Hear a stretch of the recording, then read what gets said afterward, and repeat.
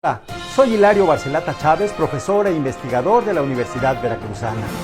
El día de hoy le platicaré acerca de la urgente necesidad de implementar un plan nacional de emergencia económica para ayudar a las familias y proteger a las empresas y evitar que la cuarentena obligada se convierta en una catástrofe económica nacional. Para ello se requiere una profunda intervención de los gobiernos federal, estatales y municipales a través del gasto público, que ponga dinero en manos de las familias y evite que desaparezcan las empresas de manera definitiva y con ellas las fuentes de empleo. Para ello se requiere la implementación de un plan de acción que contemple al menos las siguientes medidas. 1. Medidas para ayudar a las personas y salvar a las familias.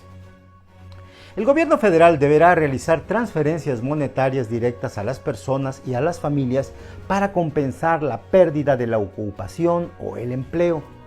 Asimismo, es necesario eximir temporalmente del pago de servicios públicos a cargo del gobierno federal y de los estados y municipios, tales como energía eléctrica, agua potable, etc., hasta que finalice la cuarentena para personas desempleadas.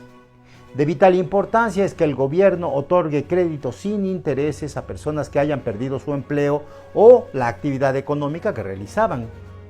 Del mismo modo, se debe ofrecer recursos para garantizar préstamos que las personas y familias soliciten a los bancos. También es urgente realizar prórrogas fiscales en pagos de impuestos federales, estatales y municipales, incluyendo las cuotas de seguridad social para las personas que hayan perdido su empleo. 2. Medidas para preservar el empleo y evitar el cierre de empresas. En este caso, el gobierno federal deberá otorgar créditos sin intereses a micro, pequeñas y medianas empresas en riesgo con el propósito de que no despidan a sus trabajadores y les otorguen al menos un salario de subsistencia y al mismo tiempo puedan seguir cubriendo los gastos de operación. Esto protegerá a los trabajadores de caer en el desempleo e impedirá el cierre definitivo y masivo de empresas. Asimismo, el gobierno federal debe ofrecer recursos para garantizar préstamos que las empresas en riesgo soliciten a los bancos. Es necesario también eximir a las empresas en riesgo del pago de servicios públicos a cargo del gobierno federal, estatal y municipal hasta que finalice la cuarentena. Del mismo modo, el gobierno federal debe otorgar créditos sin intereses y subsidios a empresas que produzcan material sanitario necesario para la actual pandemia. Es fundamental hacer una reducción temporal de las tasas impositivas del impuesto sobre la renta a las empresas en los sectores productivos más afectados. De igual manera, es vital conceder prórrogas fiscales a las empresas en riesgo en pagos de impuestos federales, estatales y municipales, incluyendo las cuotas de seguridad social. Una última cuestión es ¿con qué dinero llevar a cabo el plan? En este sentido, hay que considerar que existen dos fuentes de recursos de las que se podría disponer de manera inmediata. La primera es mediante la creación del Fondo para la Prevención y Atención de Emergencias, con el cual el gobierno federal podría contar con recursos a través de financiamiento por hasta un monto que sea igual o menor al 100% del balance primario positivo, lo que equivale en este momento a 181,000 millones de pesos. Para la creación de este fondo, la Cámara de Diputados propuso recientemente reformar la Ley Federal de Presupuesto y Responsabilidad Hacendaria y la Ley Federal de Deuda Pública.